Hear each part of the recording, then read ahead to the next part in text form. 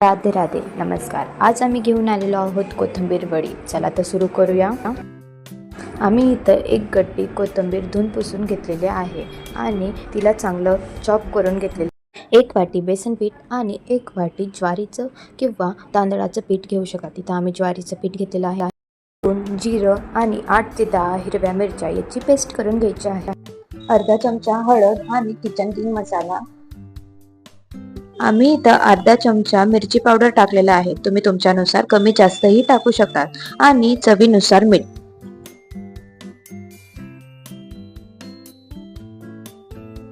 एक पळी तेल।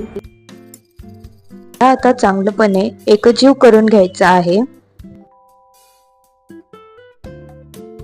वरून थोडं पाणी टाकून तुम्ही चांगलं पीठ मळून घ्यायचं आहे।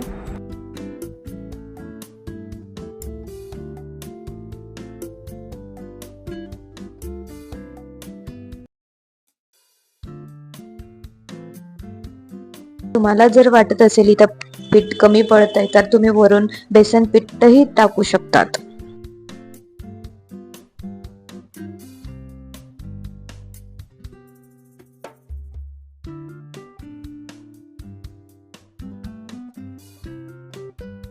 अशा प्रकारे गोळा तयार करून घ्यायचा आहे। आपला गोळा तयार आहे, पाहू शकतात तुम्ही। असे छोटे छोटे गोळे बनवून घ्यायचे आहेत।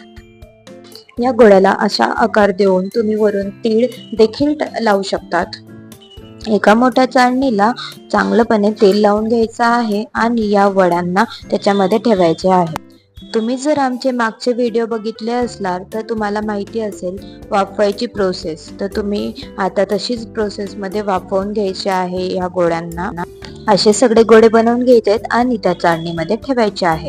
गॅस इथं फुल ठेवायचा आहे। एका मोठ्या कटोऱ्यात थोडं पाणी घेऊन त्या चाळणीला ठेवायचं आहे आणि त्याला झाकून ठेवायचे। एकूण 15 ते 20 मिनिटं लागू शकतात। आता 20 मिनिटं झाले, गोळे वाफवलेले आहे। तर आता त्यांना मस्त शेप मध्ये कापून घ्यायचे आहे।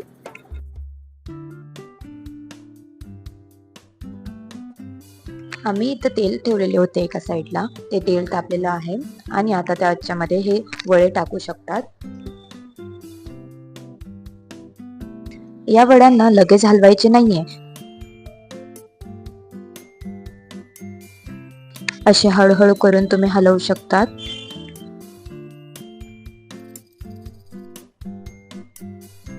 या वड्यांना असं वर खाली करून घ्यायचं आहे, म्हणजेच हलवून घ्यायचे आहे।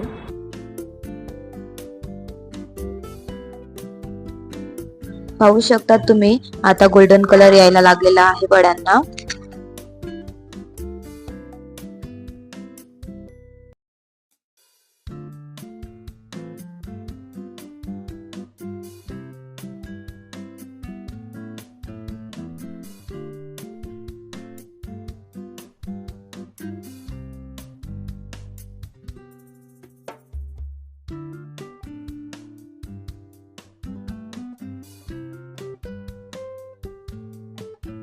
पाहू शकता तुम्ही किती छान असा गोल्डन कलर आलेला आहे वड्यांना। अशा प्रकारे आपले वडे सगळे तळून झालेले आहे। तर आता काढून घेऊया।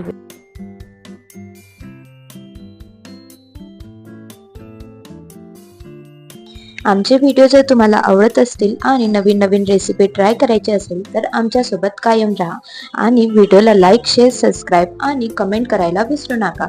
Thank you for watching. बाय।